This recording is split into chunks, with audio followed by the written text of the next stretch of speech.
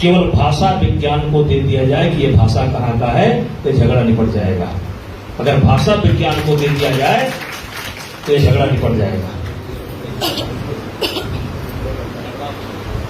और वैसे तो सब कुछ है अपने पास, लेकिन केवल भाषा विज्ञान को अगर ये दे दिया जाता, और तब बलरामपुर अलग नहीं था, पर गोंडा भी इसी में था।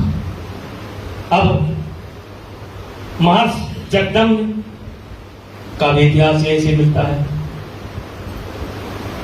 पाराशर ऋषि का भी इतिहास यहीं से मिलता है। पुत्रेष्ठ यज्ञ जिन्होंने कराई, क्या नाम था वो, श्रृंगी ऋषि, उनका भी इतिहास यहीं से मिलता है। पांडवों ने अज्ञातवास काटा, उनका भी इतिहास यहीं से मिलता है। गौतम बुद्ध ने तपस्या किया, उनका भी इतिहास यहीं से मिलता है। रामदेव जिसके नाम पर कमा खा रहा है, रामदेव का नाम कमा खा रहा है, महर्षि पतंजलि का भी इतिहास यहीं से मिलता है।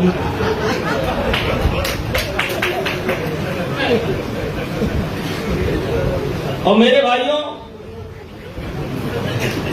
अब जैसे पांडवों को हमने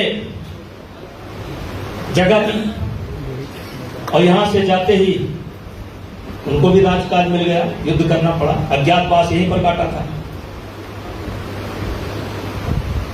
अब देखिए 10वीं शताब्दी में एक सुहेल देव,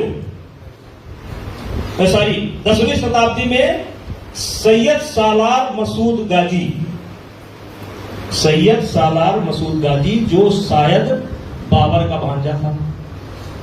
अब बताओ कहां अफगानिस्तान सब रौंदते रौंदते यहां पहुंच गया, श्रावस्ती में, और सुहेल देव भैया ने निपटा दिया, लेटे हुए हैं वहां जाकर के।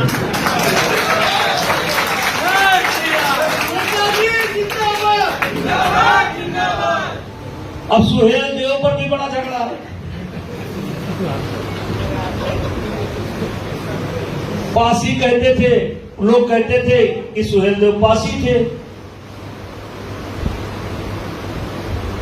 और क्षत्रिय मानता है कि वो त्रिलोक चंदी बैस थे। अब राजभर आए, लूट कर लेकर चले गए, झंडा लगा कर।